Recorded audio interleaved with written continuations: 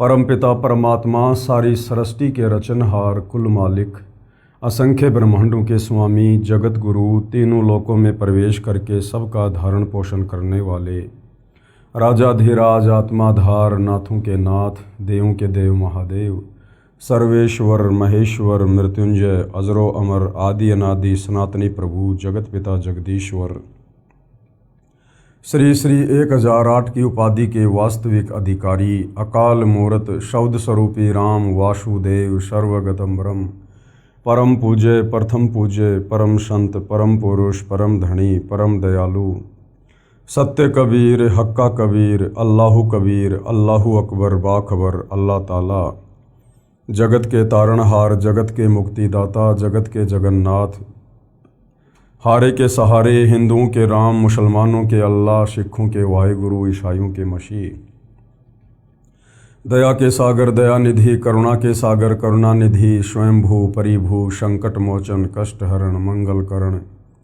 दुख भंजन अविगत कबीर निर्विकार निर्विषम परमात्मा अलय अलेख सतगुरु आदि अनादि सतगुरु असली मर्यादा पुरुषोत्तम असली राम असली कृष्ण असली घनश्याम असली मुरारी राजाओं के राजा महाराजाओं के महाराजा शहंशाहों के शहंशाह सम्राटों के सम्राट भगवानों के भगवान अल्लाहों के अल्लाह प्रभुओं के प्रभु मसीहों के मसीह सच्चे वाहिगुरु बाबाओं के बाबा पीरों के पीर सेठों के सेठ जगत सेठ सावड़सा सेठ सर्वगुण संपन्न अनंत कोटि कलाओं के स्वामी अनंत कोटि ब्रह्मांडों के नायक योगियों में महायोगी ध्यानियों में महाध्यानी सिद्धों में परम सिद्ध ज्ञानियों में तत्व ज्ञानी ब्रह्म ज्ञानी महाज्ञानी परम ज्ञानी सर्वश्रेष्ठ ज्ञानी विज्ञानी युवा कबीर समर्थ कबीर असमवात अमित ओजा सच्चे रहनुमा करीम अल्लाह सुबहान अल्लाह दुनिया के अंतिम पैगंबर 8 सितंबर 1951 से गांव धनाना जिला सोनीपत हरियाणा भारतवर्ष की पावन भूमि पे प्रकट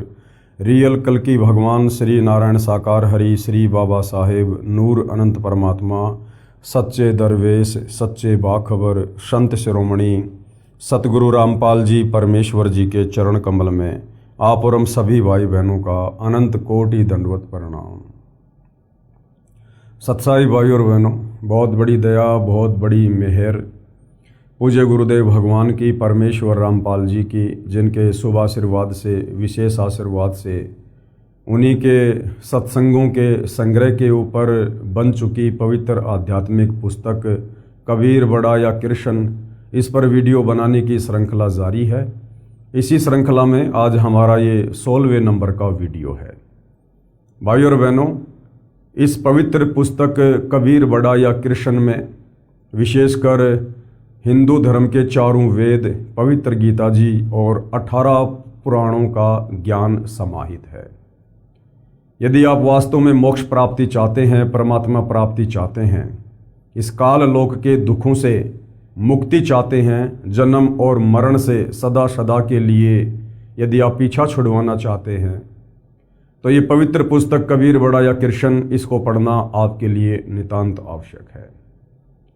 ये पुस्तक आपके जीवन की दिशा और दशा दोनों को बदल देगी। जिस परमेश्वर की प्राप्ति के लिए सतयुग त्रेता और द्वापर तक हमारे साधु संत महात्मा ऋषिजन और वर्तमान में भी परमात्मा चाहने वाली आत्माएं मंदिर में मस्जिद में चर्च में गुरुद्वारों में पर्वतों पर ना जाने कहाँ कहाँ भटक रही हैं, परंतु परमात्मा का नामो निशान बताने वाला भी कोई उनको नहीं मिल रहा है। जबकि उस एक परमपिता परमेश्वर के विषय में जिसने सर्व की उत्पत्ति की है सारे ब्रह्मांडों को रचा है उनकी जानकारी हमारे ही पवित्र सदग्रंथों में विद्यमान है। लेकिन तत्व ज्ञान के अभाव में हमारे नादान धर्मगुरु हमें नहीं बता पा रहे हैं वो सारा का सारा भेद वो सारा का सारा रहस्य जो आज से पहले एक पहेली बना हुआ था। अब सतगुरु रामपाल जी परमेश्वर जी ने इन्हीं सदग्रंथों को खोल खोल के दिखा दिखा के उसको पहली कक्षा का कायदा बना दिया है। आज बच्चे बच्चे की जुबान पर है कि परमात्मा कौन है, परमात्मा कैसा है, परमात्मा कहाँ रहता है और परमात्मा कैसे मिलता है। तो भाई और बहनों, आप इस पवित्र पुस्तक को अवश्य पढ़िए और उसके बाद सतगुरु रामपाल जी से उपदेश प्राप्त करके अपनी आत्मा का कल्याण करवाएं। तो इस पवित्र पुस्तक पर हमारे जो वीडियो बनाने की श्रृंखला जारी है, उस श्रृंखला में जो विषय चल रहा है वो है जनता की अदालत में प्रश्नोत्तरी। यानी जनता की अदालत में जज खुद जनता है। मुकदमा है कबीर बड़ा या कृष्ण। एक तरफ श्री कृष्ण उर्फ विष्णु जी के वकील के रूप में सर्व हिंदू धर्म गुरु खड़े हैं, आचार्य शंकराचार्य खड़े हैं, तो दूसरी तरफ कबीर जी की ओर से कबीर जी के वकील परम पूज्य सतगुरु रामपाल जी खड़े हैं। और श्री कृष्ण उर्फ विष्णु जी के वकील साहिबानों यानी हिंदू धर्म गुरुओं का कहना है कि श्री कृष्ण उर्फ विष्णु ही सर्व सृष्टि रचनहार हैं, यही सबके पालन करता हैं, सबके जनक हैं, सबके संहार करता हैं, और ये अजरो अमर हैं, अविनाशी हैं, इनके कोई माता पिता नहीं है। जबकि कबीर जी के वकील सतगुरु रामपाल जी ने भरी अदालत में जनता के सामने उन्हें हिंदू धर्म ग्रंथों को दिखा दिखा कर ये साबित कर दिया, प्रमाणित कर दिया पवित्र गीता जी से और श्री देवी महापुराण से, शिव महापुराण से, कि ब्रह्मा विष्णु महेश ये तीनों भाई हैं और ये तीनों जन्मते और मरते हैं। इनके माता पिता हैं, इनकी माता का नाम दुर्गा है, इनके पिता का नाम काल ब्रह्म है। ये अजरो अमर नहीं है, ये अविनाशी नहीं है, ये नाशवान भगवान है। जब जनता की अदालत में जनता ने अपनी आंखों से हिंदू धर्म ग्रंथों में सारे ये प्रमाण देखे तो जनता की रुचि अध्यात्म में बढ़ने लगी और जनता सतगुरु रामपाल जी से अध्यात्म के विषय में तरह तरह के सवाल कर रही है और उनके प्रत्येक सवाल का सतगुरु रामपाल जी हिंदू धर्म ग्रंथों से प्रमाणित जवाब दे रहे हैं। तो आज का हमारा जो टॉपिक है वो जनता का एक सवाल था। उसी सवाल को लेकर सतगुरु रामपाल जी अपना जवाब दे रहे हैं कि शास्त्र विरुद्ध साधना क्या है। शास्त्र अनुकूल साधना वो होती है जो हमारे धर्म ग्रंथों के अनुसार हमें दी जा रही हो। जैसे चारों वेदों में, पवित्र गीता जी में, 18 पुराणों में किस परमेश्वर की भक्ति करने के लिए कहा गया है, कौन परमेश्वर सर्वशक्तिमान है, सर्वश्रेष्ठ है, पुरुषोत्तम है, कौन सा वो मंत्र है जिसका जाप करने से हमें भौतिक लाभ भी मिलेंगे, आध्यात्मिक लाभ भी मिलेंगे और आत्मा का कल्याण भी होगा। और शास्त्र विरुद्ध साधना वो है जो चारों वेद और गीता जी के विपरीत ये हमारे नादान धर्म गुरु हमसे करवा रहे हैं और मनमुखी मंत्रों का जाप करवा रहे हैं। तो उसी शास्त्र विरुद्ध साधना पर प्रकाश डालते हुए आगे सतगुरु रामपाल जी समझा रहे हैं। अन्य शास्त्र विरुद्ध भक्ति पर प्रकाश। परमात्मा कबीर जी का शब्द पाखंड पूजा को लेकर, रे भोली सी दुनिया सतगुरु बिन कैसे सरिया, रे भोली सी दुनिया सतगुरु बिन कैसे सरिया। सतगुरु बिन कैसे सरिया यानी बिना सतगुरु के तेरी पार कैसे बसाएगी, तेरा काम कैसे बनेगा मोक्ष वाला। भाई अपने लला के बाल उतरावे देख कैंची ना लग जइया, अपने लला के बाल उतरावे कह कैंची ना लग जइया।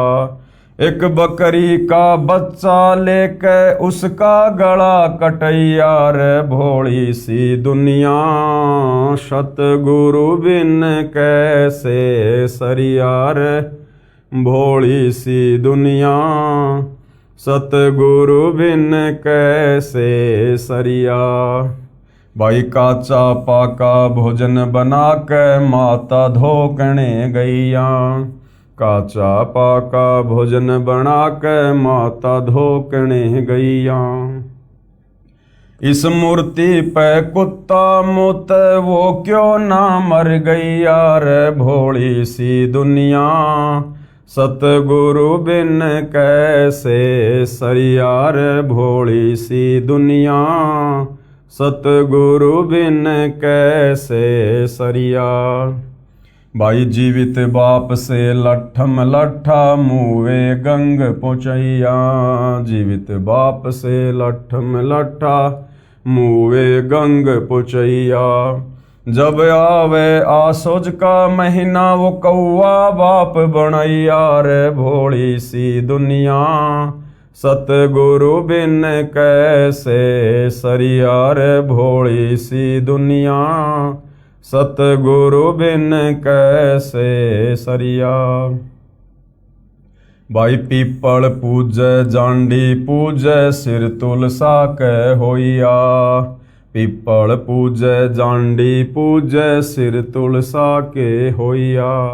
दूध पूत मैं खैर राखियो न्यू पूजूं सू तो यार भोली सी दुनिया, सतगुरु बिन कैसे सरियार भोली सी दुनिया, सतगुरु बिन कैसे सरिया। भाई आपे लीपे आपे पोते आप बनावे होइया, आपे लीपे आपे पोते आप बनावे होइया। उससे भोंदू पोते मांगे अकल मूल से खोइया रे भोली सी दुनिया, सतगुरु बिन कैसे सरिया रे भोली सी दुनिया, सतगुरु बिन कैसे सरिया। पति शराबी घर नित ही करत बहुत लड़ैया, पति शराबी घर पर नित ही करत बहुत लड़ैया। पत्नी 16 शुक्र व्रत करत है देही नित तुड़वैया रे भोली सी दुनिया, सतगुरु बिन कैसे सरिया रे भोली सी दुनिया, सतगुरु बिन कैसे सरिया। तज पाखंड सतनाम लोलावे सोई भव सागर से तरिया, तज पाखंड सतनाम लोलावे सोई भव सागर से तरिया। कहें कबीर मिले गुरु पूरा शो परिवार उधरिया रे भोली सी दुनिया, सतगुरु बिन कैसे सरिया रे भोली सी दुनिया, सतगुरु बिन कैसे सरिया। अब आगे पूज्य गुरुदेव परमेश्वर रामपाल जी ने प्रत्येक वाणी का सरलार्थ करके समझाया है कि इन नादान धर्म गुरुओं ने किस प्रकार से समाज में शास्त्र विरुद्ध साधना के चलते पाखंड फैला रखा है। शब्दार्थ।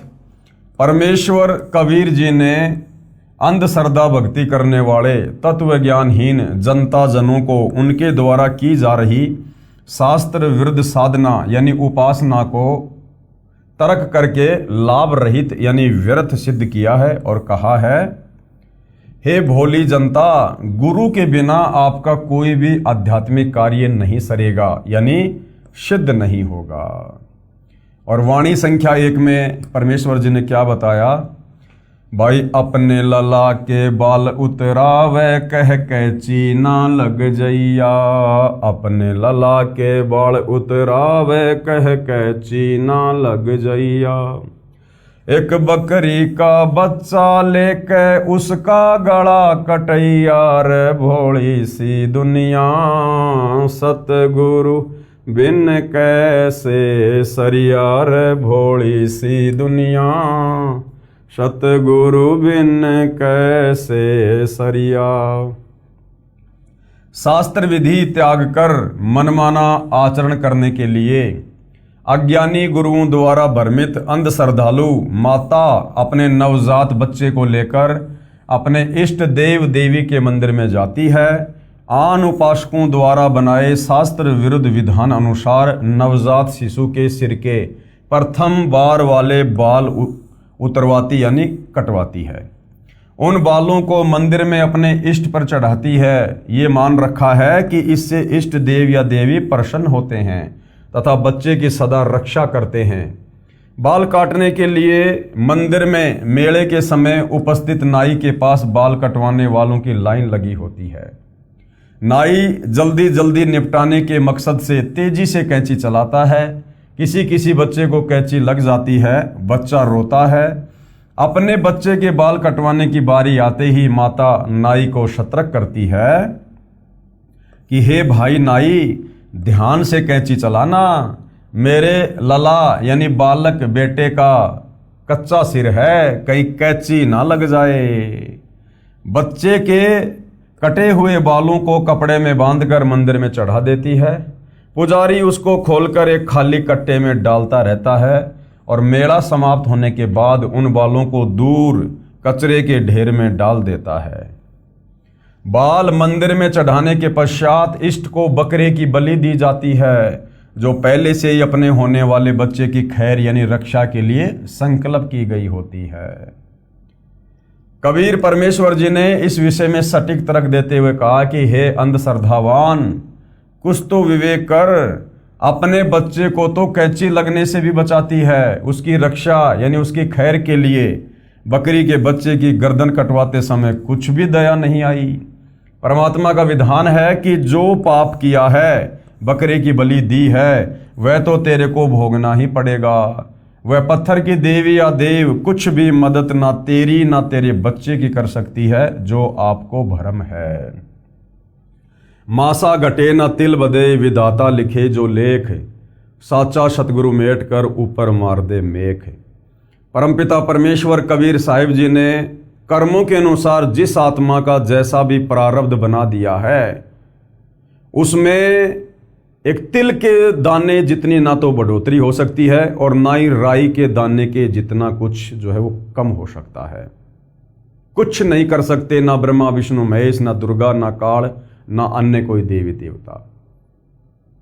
चेंज हो सकता है कब? जब वही कबीर परमात्मा जिसने वो प्रारब्ध बनाया है, जिसने वो भाग्य लिखा है, जब वही कबीर परमेश्वर धरती पर तत्वदर्शी संत के रूप में प्रकट होते हैं और यदि उनके ज्ञान को समझकर हम उनकी शरण में जाकर मर्यादा में रहकर भक्ति करते हैं, तो हमारे भाग्य में लिखी मौत को भी वो परमेश्वर टाल देगा, क्योंकि वो सर्वशक्तिमान है, वो समर्थ है।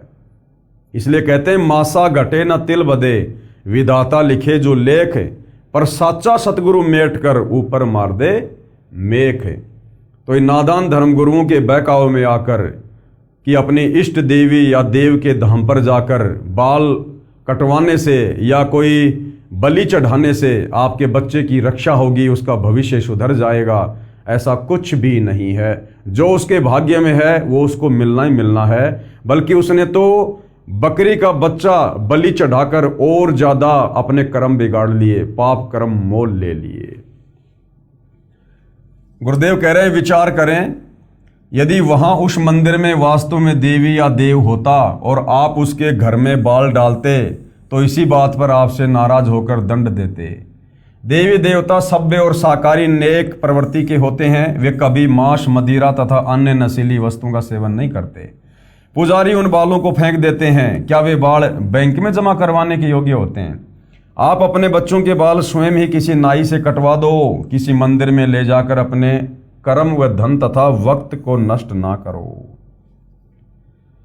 पूर्ण गुरु से शिक्षा लो यानी आध्यात्मिक ज्ञान सुनो तथा दीक्षा लो यानी गुरु बनाकर शास्त्र वर्णित साधना करके पापों से मुक्ति पाओ तथा मोक्ष कराओ। और वह पूर्ण गुरु, वह तत्वदर्शी गुरु आज वर्तमान में धरती पर सतगुरु रामपाल जी हैं। इनकी शरण में आकर ही आप अपने भाग्य में लिखे कर्मों से भी बच सकते हो और अपने जीवन को सुखी बना सकते हो। आगे क्या बताया परमेश्वर जी ने? भाई काचा पाका भोजन बना के माता धोकने गैया, काचा पाका भोजन बना के माता धोकने गैया। इस मूर्ति माता पे कुत्ता मुते, वो क्यों ना मर गई यार भोली सी दुनिया। सतगुरु बिन कैसे सरियार भोली सी दुनिया, सतगुरु बिन कैसे सरिया। भावार्थ, आन उपासना की अन्य विधि ये भी है कि गांव या नगर के बाहर किसी वृक्ष के नीचे तने से सटाकर या किसी ऊंचे स्थान पर बिना पेड़ के ही 10 फुट लंबा चौड़ा या इससे भी छोटा चबूतरा यानी एक प्लेटफार्म बनाकर उसके ऊपर 2 फुट या 3-4 फुट ऊंचा तथा 1-1.5 फुट चौड़ा एक मंदिर नुमा घर बनाते हैं। उसे मंडी कहते हैं। वर्ष में 1 या 2 बार किसी निश्चित दिन उस देई धाम पर धोक लगाने यानी पूजा करने दादी माँ अपने पूरे परिवार को लेकर जाती है। उसे पता होता है कि जो भी भोजन इष्ट के लिए बनाकर उस मंडी में रखते हैं उसे कुत्ते खाते हैं। वह बुढ़िया अपनी पुत्र वधू से कहती है कि बेटी, आज माता की धोख लगाने मंडी पर चलना है, उसके लिए मीठा दलिया या पूड़े गुलगुले बना ले। पुत्र वधू माता का भोग तैयार करने लग जाती है। देर तो लगती ही है, उधर से खेत या मजदूरी के लिए जाने का समय भी हो जाता है। बुढ़िया कहती है कि बेटी, काचा पक्का बना दे, जल्दी कर, कुत्तों ने ही तो खाना है। पूरे परिवार को साथ लेकर बुढ़िया उस मंडी पर वह माता का भोग प्रसाद दूर से फेंक देती है तथा पूरे परिवार को कहती है कि हाथ जोड़कर चै चै कह दो, यानी यूं कर दो बस। एक लोटे में जल लेकर जाती है, उसे माता के ऊपर डाल देती है। परिवार माता की धोख लगाकर चबूतरे के नीचे भी नहीं आता। उसी समय कुत्ते जो वहीं पर भोग लगाने के लिए बेताब यानी उतावले खड़े होते हैं, माता की मंडी के उस प्लेटफार्म पर चढ़कर प्रथम तो माता का भोग चट करते हैं और चलते समय उस माता पर पेशाब कर देते हैं, उस पत्थर के ऊपर पेशाब कर देते हैं।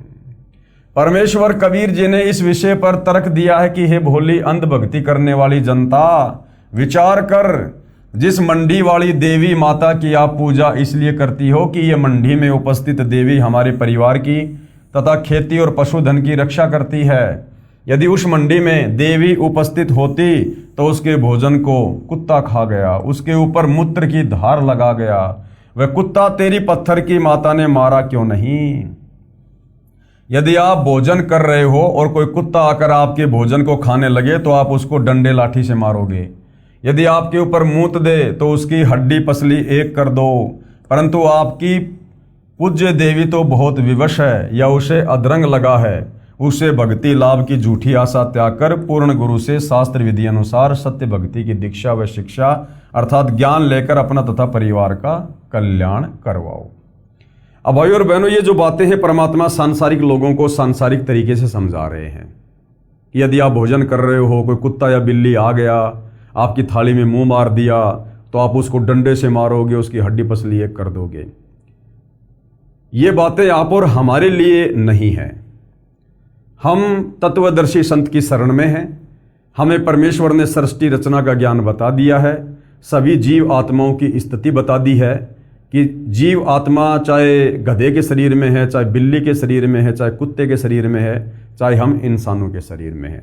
हम सब एक परमपिता परमेश्वर कबीर साहिब के बच्चे हैं और शतलोक में हमने जो गलती की थी उसकी सज़ा हम यहाँ पर लक 84 में भोग रहे हैं। अब यदि भाई और बहनों, मान लीजिए हम भगत भाई बहन खाना खा रहे हैं और गलती से या जैसे भी कोई कुत्ता या बिल्ली आकर मुंह मार देता है तो हमने उसको लाठी डंडों से पीटना नहीं है, हमने उसकी हड्डी पसली एक नहीं करनी है। वो भोजन यदि कुत्ता या बिल्ली ने झूठा कर दिया है, वो भोजन हम प्यार से साइड में उसके लिए रख देंगे, क्योंकि वो भी भूखा है, तभी तो उसने आकर ऐसी हरकत की है। और परमात्मा कहते हैं, कहे कबीर पुकार के दोए बात लख ले, एक साहिब की बंदगी और भूखों को कछु दे।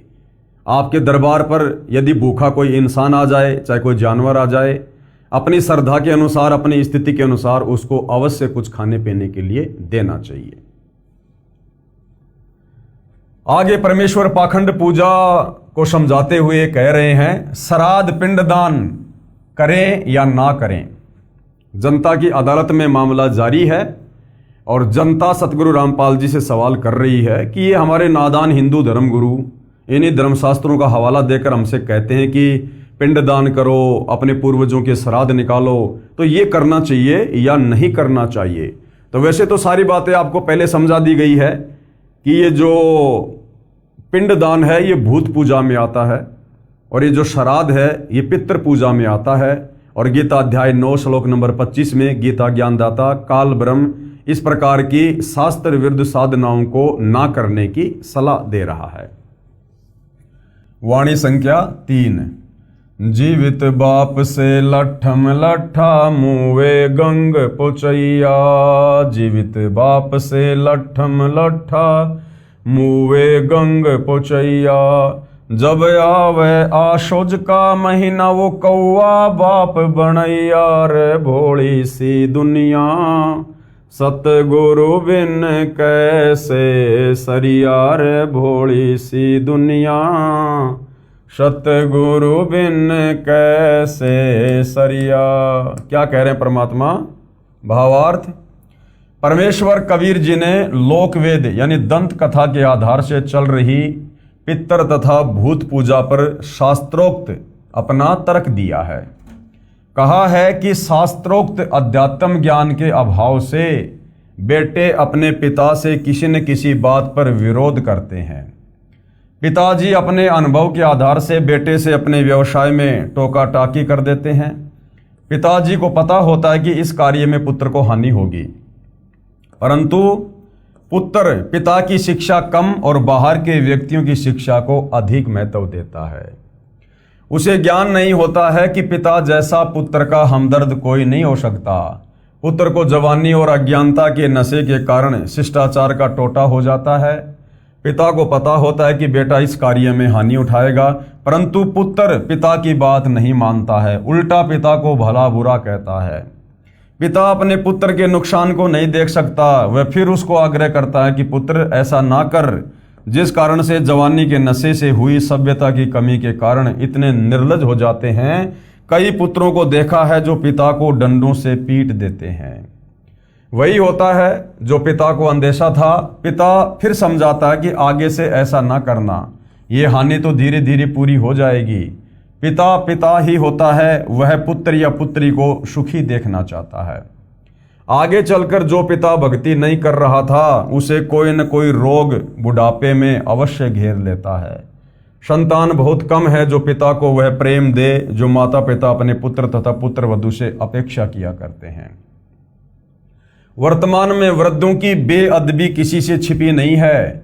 माता पिता वृद्ध आश्रमों या अनाथालयों में जीवन के शेष दिन पूरे कर रहे हैं, या घर पर पुत्र व पुत्र वधू के कटु वचन यानी जो कड़वे बोल हैं उनको पीकर जीवन के दिन गिन रहे हैं। कबीर जी ने कहा है कि भाई वरद हुआ जब पड़े खाट में सुने वचन खारे, बुढ़ा हो जब पड़े खाट में सुने वचन खारे, कुत्ते तावण का सुख को न्याय छाती फूकण हारे, मतलब के बिना कोई नहीं प्यारा, स्वार्थ के बिना कोई नहीं प्यारा। शब्दार्थ, वृद्ध अवस्था में शरीर निर्बल हो जाता है, आंखों की रोशनी कम हो जाती है, जिस कारण से बूढ़े माता पिता अधिक समय चारपाई पर ही व्यतीत करते हैं। एक स्त्री अपनी सासू माँ से ये कहकर कुएं या नल से पानी लेने चली गई कि आप ध्यान रखना कहीं कुत्ता घर में घुसकर नुकसान ना कर दे। बुढ़िया को दिखाई कम देता था, कुत्ता अंदर घर में घुस गया। एक लोटा 2 किलो दूध से भरा रखा था, उसको पी गया और नीचे गिरा गया। वृद्धा को दिखाई नहीं दिया। पुत्र वधू आई और कुत्ते द्वारा किए नुकसान से गुस्से में होकर बोली कि तुम्हारा यानी सास ससुर का तो इतना भी सुख नहीं रहा कि तुम कुत्तों से घर की रक्षा कर सको। तुमने मेरी छाती जला दी, यानी व्यर्थ का अनाज का खर्च पुत्र वधू को लग रहा था, जिस कारण वो कटी जली बातें कही थी। सास ससुर को अपने ऊपर व्यर्थ का भार मान रही थी। कबीर जी ने बताया है कि ये दशा उन व्यक्तियों की होती है जो परमात्मा को कभी याद नहीं करते, जो गुरु धारण करके सत्य भक्ति नहीं करते। अंत में बुढ़ापे में उनकी ऐसी हालत होती है, उनको इन कष्टों का, इन कटु वचनों का सामना करना पड़ता है। अब वाणी संख्या 3 का शब्दार्थ पूरा करता हूं। अंधश्रद्धा भक्ति वाले जब तक माता पिता जीवित रहते हैं तब तक तो उनको प्यार व सम्मान के साथ कपड़ा रोटी भी नहीं देते। क्या कहा परमेश्वर ने? भाई जीवित बाप के लठम लठा और मरने के बाद उसको गंगा जी में मुँहे गंग पहुँचैया, और जब आवे आशोज का महीना वो कौआ बाप बनाया। अंधश्रद्धा भक्ति वाले जब तक माता पिता जीवित रहते हैं तब तक तो उनको प्यार व सम्मान के साथ कपड़ा रोटी भी नहीं देते, उनको झींकते रहते हैं और मृत्यु के उपरांत श्रद्धा दिखाते हैं। उनके शरीर को चिता पर जला दिया जाता है, कुछ हड्डियां बिना जली छोटी छोटी रह जाती हैं। शास्त्र नेत्रहीन गुरुओं से भ्रमित पुत्र उन अस्थियों को उठाकर हरिद्वार में हर की पौड़ियों पर अपने कुल के पुरोहित के पास ले जाता है। उस पुरोहित द्वारा शास्त्र विरुद्ध साधना के आधार से मनमाना आचरण करके उन अस्थियों को पवित्र गंगा दरिया में प्रवाह किया जाता है। जो धनराशि पुरोहित मांगे खुशी खुशी दे देता है। कारण ये होता है कि कहीं पिता या माता मृत्यु के उपरांत भूत बनकर घर में न आ जाएं। इसलिए उनकी गति करवाने के लिए कुल गुरु पंडित जी को मुंह मांगी धनराशि देते हैं कि पक्का काम कर देना। फिर पुरोहित के कहे अनुसार अपने घर की चौखट में लोहे की मेख यानी मोटी कील गाड़ दी जाती है कि कहीं पिताजी माताजी की गति होने में कुछ त्रुटि रह जाए और वे प्रेत बनकर हमारे घर में ना घुस जाएं। कबीर परमेश्वर जी ने बताया कि जीवित पिता को तो समय पर टूक रोटी भी नहीं दिया, उसका अपमान करता है, सभी नहीं ज्यादातर लोग, और मृत्यु के पश्चात उसको पवित्र दरिया में यानी गंगा जी में बहाकर आता है। कितना खर्चा करता है। अपने माता पिता की जीवित रहते प्यार से सेवा करो, उनकी आत्मा को प्रसन्न करो, उनकी वास्तविक श्रद्धा सेवा तो ये है। कबीर जी जो स्पष्ट करना चाहते हैं कि आध्यात्मिक ज्ञान ना होने के कारण अंधश्रद्धा भक्ति के आधार से सर्व हिंदू समाज अपना अनमोल जीवन नष्ट कर रहा है। जैसे मृत्यु के उपरांत अपने पिताजी की अस्थियां गंगा दरिया में पुरोहित द्वारा क्रिया करवाकर पिता की गति करवाई। फिर 13वीं या 17वीं यानी मृत्यु के 13 दिन बाद की जाने वाली क्रिया को 13वीं कहा जाता है। 17 दिन बाद की जाने वाली लोकवेद धार्मिक क्रिया 17वीं कहलाती है और महीने बाद की जाने वाली महीना क्रिया तथा 6 महीने बाद की जाने वाली 6 माही तथा 1 वर्ष के बाद की जाने वाली बरसी क्रिया जिसको वर्षोद्धि भी कहा जाता है। लोकवेद यानी दंत कथा बताने वाले गुरुजन उपरोक्त सब क्रियाएं करने को कहते हैं। ये सभी क्रियाएं मृतक की गति के मकसद से करवाई जाती हैं। सूक्ष्म वेद में इस शास्त्र विरुद्ध धार्मिक क्रियाओं यानी साधनाओं पर तर्क इस प्रकार किया है कि घर के सदस्य की मृत्यु के पश्चात ज्ञानहीन गुरुजी क्या क्या करते और करवाते हैं। क्या कह रहे हैं? कुल परिवार तेरा कुटुंब कबीला और मसलत एक ठराई, बांध पिंजड़ी ऊपर धर लिया और मरगट में ले जाई। अग्नि लगा दिया जद लंबा फूंक दिया उस ठाही, पुराण उठा फिर पंडित आए और पीछे गरुड़ पढ़ाई। प्रेत शिला पर जा विराजे पितरों पिंड भराई, और बहुर सराद खाने को आए काग भये कलमाही। जय सतगुरु की संगति करते ये सकल कर्म कट जाई, और अमरपुरी पर आसन होता जहां धूप ना छाई। कुछ व्यक्ति मृत्यु के पश्चात उपरोक्त क्रियाएं तो करते ही हैं, साथ में गरुड़ पुराण का पाठ भी करते हैं। परमेश्वर कबीर जी ने सूक्ष्म वेद यानी तत्व ज्ञान की वाणी में स्पष्ट किया है कि लोक वेद यानी दंत कथा के आधार से ज्ञानहीन गुरुजन मृतक की आत्मा की शांति के लिए गरुड़ पुराण का पाठ करते हैं। गरुड़ पुराण में एक विशेष प्रकरण है कि जो व्यक्ति धर्म कर्म ठीक से नहीं करता तथा पाप करके धन उपार्जन करता है, मृत्यु के उपरांत उसको यम के दूत घसीट कर ले जाते हैं। तांबे की धरती गर्म होती है, नंगे पैरों उसे ले जाते हैं, उसे बहुत पीड़ा देते हैं, और जो शुभ कर्म करके गए होते हैं वे स्वर्ग में हलवा खीर आदि भोजन खाते दिखाई देते हैं। उस धर्म कर्महीन व्यक्ति को भूखा प्यासा रखते हैं, यानी उसको भूख प्यास सताती है। वह कहता है कि भूख लगी है, भोजन खाऊंगा। यमदूत उसको पीटते हैं और कहते हैं कि ये भोजन खाने के कर्म तो नहीं कर रखे, चल तुझे धर्मराज के पास ले चलते हैं, जैसा तेरे लिए आदेश होगा वैसा ही करेंगे। धर्मराज उसके कर्मों का लेखा देखकर कहता है कि इसे नरक में डालो, या प्रेत व पितृ वृक्ष या पशु पक्षियों की योनि दी जाती है। पितर योनि भूत प्रजाति की श्रेष्ठ योनि है।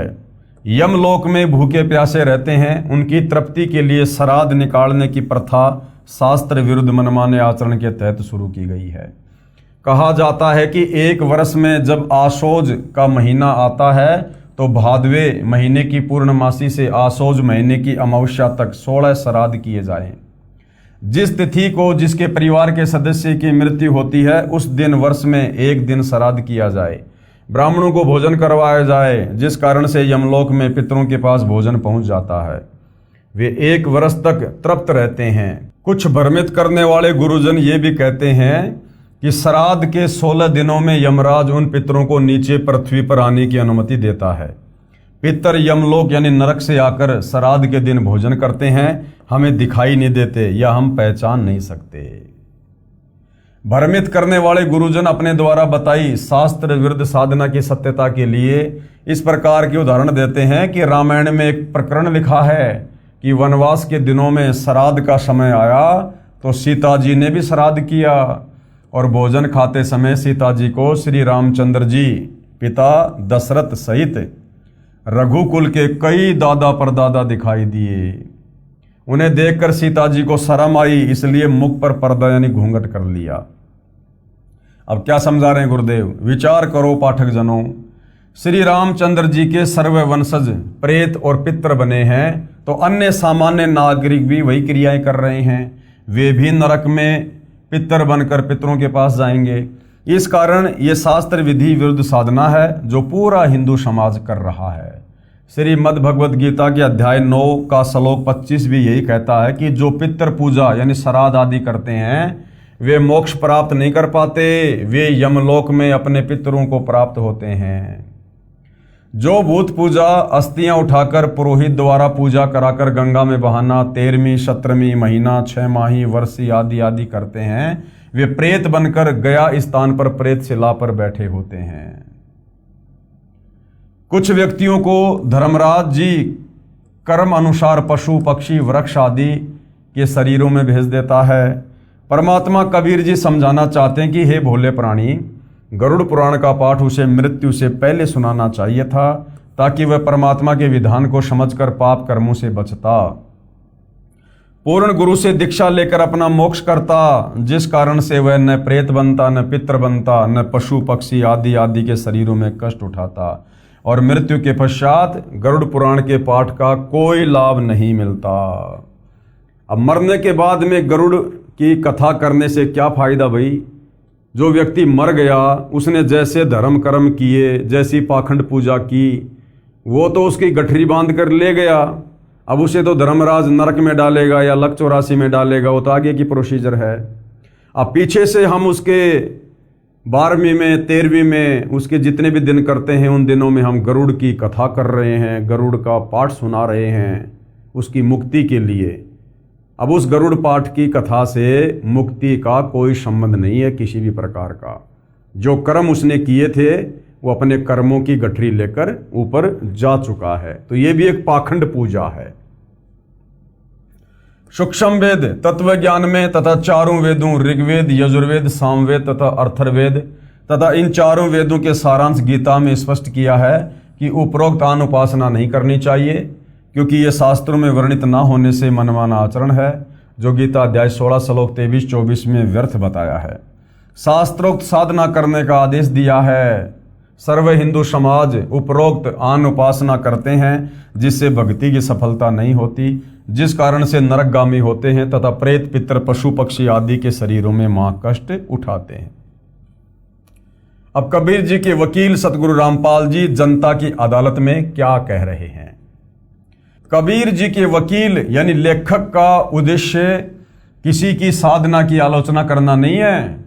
कोई ये सोचे भाई सतगुरु रामपाल जी हमारे श्राद्ध निकालने वाली, 12वीं करने वाली, 13वीं करने वाली, ये गरुड़ पुराण वाली इन साधनाओं की निंदा कर रहे हैं, ऐसा कुछ भी नहीं है। अपितु आप जी को सत्य साधना का ज्ञान करवाकर इन कष्टों से बचाना है। प्रसंग चल रहा है कि जो शास्त्र विरुद्ध साधना करते हैं उनके साथ महा धोखा हो रहा है।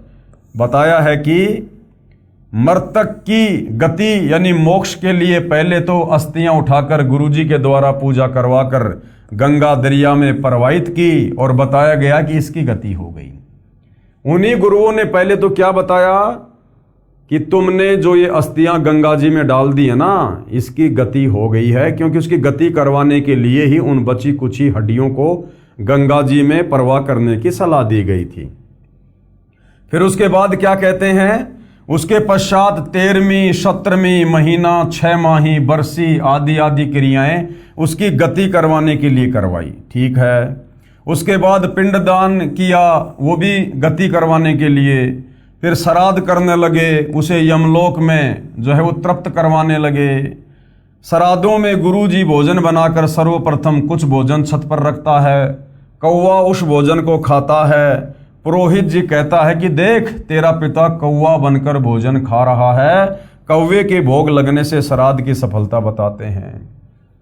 अब गुरुदेव के कहने का मतलब है कि नादानो, सारी क्रिया जो तुमने करवाई साल भर तक उसकी गति के लिए करवाई, कि उसकी गति हो गई, अब वो दुखी नहीं होगा, वो स्वर्ग में आराम से ठाठ करेगा। और अंत में कह रहा है कि देखो देखो कौवे ने भोग लगा लिया, तेरा पिता कौवा बन गया। अरे कौवा बनना ये गति का संकेत है क्या? ये तो दुर्गति का संकेत है कि वो पशु योनि में गया, वो पक्षी योनि में गया, वो लक 84 में चला गया। आज कौवा बना तो कल को गधा बनेगा, शुअर बनेगा, कुत्ता भी बनेगा वो। तो इस प्रकार से भाइयों और बहनों, शास्त्र विरुद्ध साधकों ने विशेषकर हिंदू समाज को अध्यात्म से दूर किया हुआ है। परमेश्वर कबीर जी ने यही भ्रम तोड़ा है और कहा है कि आपके तत्व ज्ञान नेत्रहीन अंधे धर्मगुरुओं ने अपने धर्म के शास्त्रों को ठीक से नहीं समझ रखा। आप जी को लोकवेद यानी दंत कथा के आधार से मनमानी साधना करवाकर आप जी का जीवन नष्ट कर रहे हैं। कबीर जी ने कहा है कि विचार करो, उपरोक्त अनेक पूजाएं कराई मृतक पिता की गति कराने के लिए और अंत में कौवा बनाकर दम लिया। अब श्राद्धों का आनंद गुरुजी ले रहे हैं, वे गुरुजी भी नरक तथा पशु पक्षियों की योनियों को प्राप्त होंगे। ये दास रामपाल दास यानी अपने लिए कह रहे हैं गुरुदेव कि परमात्मा कबीर जी द्वारा बताए तत्व ज्ञान द्वारा समझाकर सत्य साधना शास्त्र विधि अनुसार बताकर आप तथा आपके अज्ञानी धर्मगुरुओं का कल्याण करवाने के लिए ये परमार्थ कर रहा है। मेरे अनुयायी इसी दलदल में फंसे हुए थे। इसी तत्व ज्ञान को समझकर शास्त्रों में वर्णित सत्य साधना को अपनी आंखों देखकर अकर्तव्य साधना त्याग कर कर्तव्य शास्त्रोक्त साधना करके अपना तथा परिवार के जीवन को धन्य बना रहे हैं।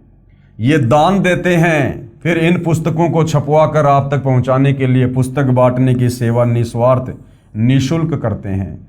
ये आपके हितैषी हैं, परंतु आप पुस्तक को ठीक से ना पढ़कर इनका विरोध करते हैं, प्रचार में बाधा डालकर महापाप के भागी बनते हैं।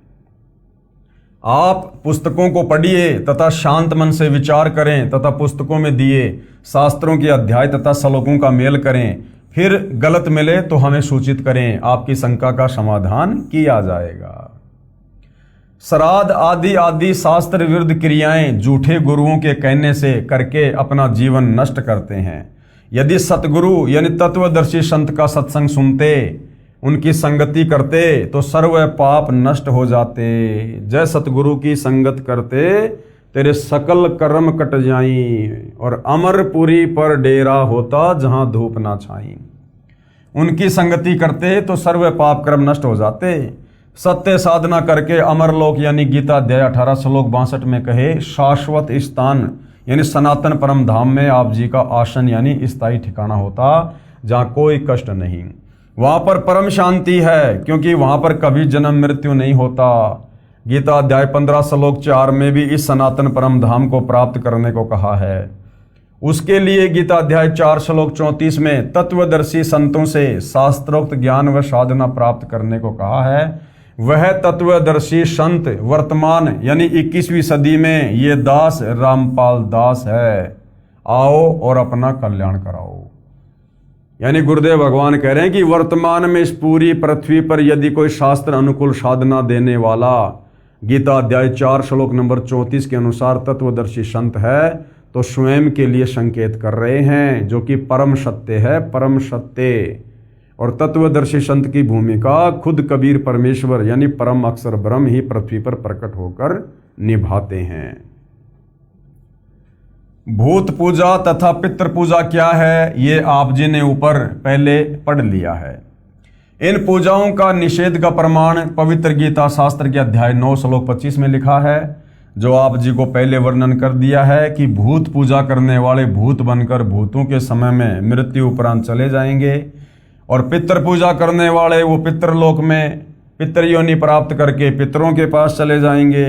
मोक्ष प्राप्त प्राणी सदा के लिए जन्म मरण से मुक्त हो जाता है और भाई इन घटिया साधनाओं से जो हमारे ये ज्ञानहीन अज्ञानी धर्मगुरु समाज में दे रहे हैं, इस प्रकार की शास्त्र विरुद्ध साधना से कभी भी जन्म मरण का रोग समाप्त नहीं हो सकता। उसके लिए वही सतगुरु रामपाल जी यानी तत्वदर्शी संत की शरण में आकर आपने भक्ति करनी पड़ेगी। प्रेत यानी भूत पूजा तथा पितर पूजा उस परमेश्वर की पूजा नहीं है, इसलिए गीता शास्त्र अनुसार व्यर्थ है। वेदों में भूत पूजा व पितर पूजा यानी श्राद्ध आदि कर्मकांड को मूर्खों का कार्य बताया है। पवित्र मार्कंडे पुराण में इसका प्रमाण है। हमने पहले भी ये रुचि ऋषि की कथा पढ़ी थी, फिर से पढ़ेंगे। श्राद्ध पिंडदान के प्रति रुचि ऋषि का वेद मत। मार्कंडे पुराण में रोचे ऋषि के जन्म की कथा आती है। एक रुचि ऋषि था, वह ब्रह्मचर्य का पालन करते हुए वेदों अनुसार साधना करता था, विवाह नहीं करवाया था। रुचि ऋषि के पिता, दादा, परदादा तथा तीसरे दादा सब पितर यानी भूत योनि में भूखे प्यासे भटक रहे थे। जिस समय रुचि ऋषि की आयु 40 वर्ष थी, तब उन चारों ने रुचि ऋषि को दर्शन दिए तथा कहा कि बेटा, आपने विवाह क्यों नहीं किया? विवाह करके हमारे श्राद्ध करना। रुचि ऋषि ने कहा कि हे पितामहों, वेद में इस श्राद्ध पिंडोतक आदि कर्मों को अविद्या कहा है, यानी मूर्खों का कार्य कहा है। रुचि ऋषि ने कहा कि हे मेरे पूर्वजों, ये श्राद्ध वगैरह निकालना, पिंडदान करना, वेदों में इसको अविद्या यानी मूर्खों का कार्य कहा है, मूर्खों का कार्य। फिर आप मुझे इस कार्य को करने को क्यों कह रहे हो? उन पितरों ने भी माना और कहा कि यह बात सत्य है कि श्राद्ध आदि कर्म को वेदों में अविद्या अर्थात मूर्खों का कार्य ही कहा है। फिर उन पितरों ने वेद विरुद्ध ज्ञान बताकर, क्योंकि वो भूखे मर रहे थे, उन्होंने वेदों के विरुद्ध ज्ञान बताकर रुचि ऋषि को भ्रमित कर दिया, क्योंकि मोह भी अज्ञान की जड़ है। रुचि ने विवाह करवाया, फिर श्राद्ध पिंडोदक क्रियाएं करके अपना जन्म भी नष्ट किया। मार्कंडे पुराण के प्रकरण से सिद्ध हुआ कि वेदों में तथा वेदों के ही संक्षिप्त रूप गीता में श्राद्ध और पिंड आदि भूत पूजा के इन कर्म कांडों को निषेध बताया है, नहीं करना चाहिए। उन मूर्ख ऋषियों ने अपने पुत्र को भी श्राद्ध करने के लिए विवश किया। उसने विवाह कराया, उससे रोचे ऋषि का जन्म हुआ और बेटा भी पाप का भागी बना लिया। रुचि ऋषि भी ब्राह्मण थे, उन्होंने वेदों को कुछ ठीक से समझा था। अपनी आत्मा के कल्याणार्थ शास्त्र विरुद्ध सर्व मनमाना आचरण त्याग कर शास्त्रोक्त केवल एक ब्रह्म की भक्ति कर रहा था। जो उसके पिता तथा उसके पहले 3 दादाजी शास्त्र विधि त्याग कर यही कर्म कांड करते और करवाते थे, जिसका परिणाम गीता अध्याय 9 श्लोक 25 वाला ही होना था कि पितर पूजने वाले पितरों को प्राप्त होंगे, और वही हुआ। अब वर्तमान की शिक्षित जनता को अंधश्रद्धा भक्ति त्याग कर विवेक से काम लेकर गीता अध्याय 16 श्लोक 24 में कहे आदेश का पालन करना चाहिए।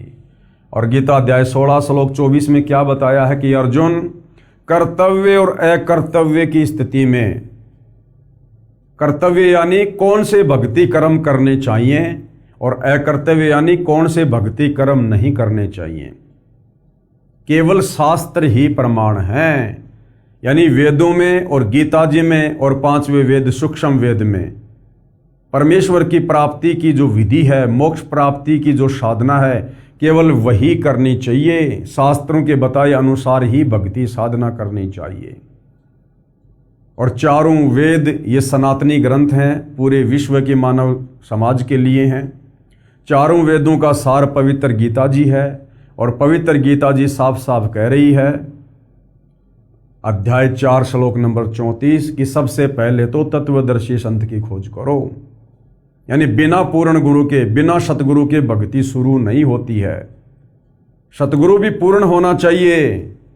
आजकल गांव गांव नगर नगर में लोग सतगुरु की उपाधि लेकर बैठे हुए हैं, जो सत्य के निकट भी नहीं है।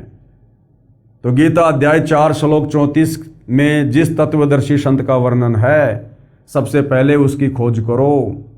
और उसकी पहचान गीता अध्याय 15 श्लोक नंबर 1 से 4 में बताई है, जो उल्टे लटके हुए संसार रूपी वृक्ष के सभी विभागों को स वेद विद बता दे कि वास्तव में सर्वशक्तिमान परमात्मा कौन है, ब्रह्मा विष्णु महेश की क्या स्थिति है, उसके बाद उस तत्वदर्शी संत से उपदेश प्राप्त करके और उसके बताए अनुसार नियमों में रहकर भक्ति करने से आत्मा का कल्याण होगा। अब वर्तमान की शिक्षित जनता को अंधश्रद्धा भक्ति त्याग कर विवेक से काम लेकर गीता अध्याय 16 श्लोक 24 में कहे आदेश का पालन करना चाहिए, जिसमें कहा है कि इससे तेरे लिए अर्जुन शास्त्र ही प्रमाण है। यानी जो शास्त्रों में करने को कहा है वही करें, जो शास्त्रों में प्रमाणित नहीं है उसे त्याग दें। गीता में परमात्मा का बताया विधान है तथा पुराणों में ऋषियों का अनुभव है। यदि पुराणों में श्राद्ध आदि कर्मकांड करने को लिखा है तो वह गीता विरुद्ध होने से अमान्य है। उदाहरण दिया जा रहा है, एक व्यक्ति की दोस्ती थानेदार से थी। एक दिन उस व्यक्ति ने अपने मित्र दरोगा को बताया कि मेरे को मेरे गांव का एक दबंग व्यक्ति परेशान करता रहता है। दरोगा ने कहा कि उसको लठ मार, मैं आप निपट लूंगा, कोई मुकदमा नहीं बनने दूंगा।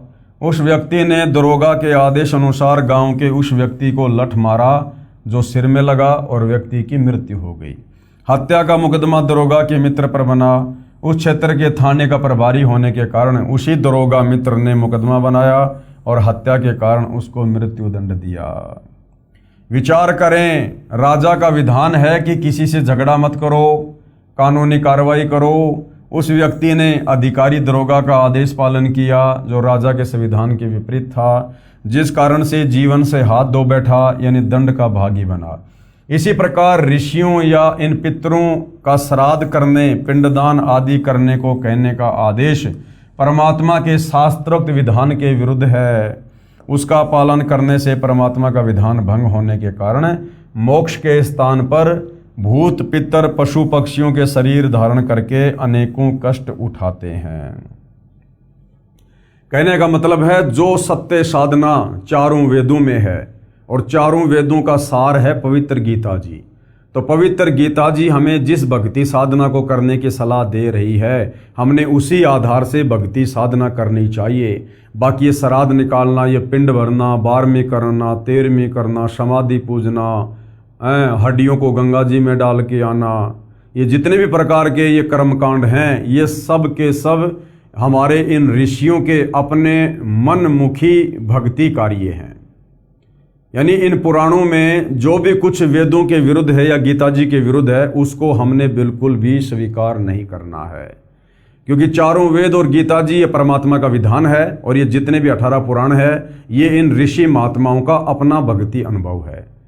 तो पुराणों का जो ज्ञान है, जो ऋषियों का अनुभव है, यदि वो वेदों वाली साधना से मिलता है, गीता वाली साधना से मिलता है, तो वो बातें हमें स्वीकार्य हैं। और पुराणों में कही गई बातें जो गीता और वेदों के विरुद्ध हैं, उनको हमने कतई स्वीकार नहीं करना है, अन्यथा हम परमात्मा का विधान तोड़कर दंड के भागी बनेंगे।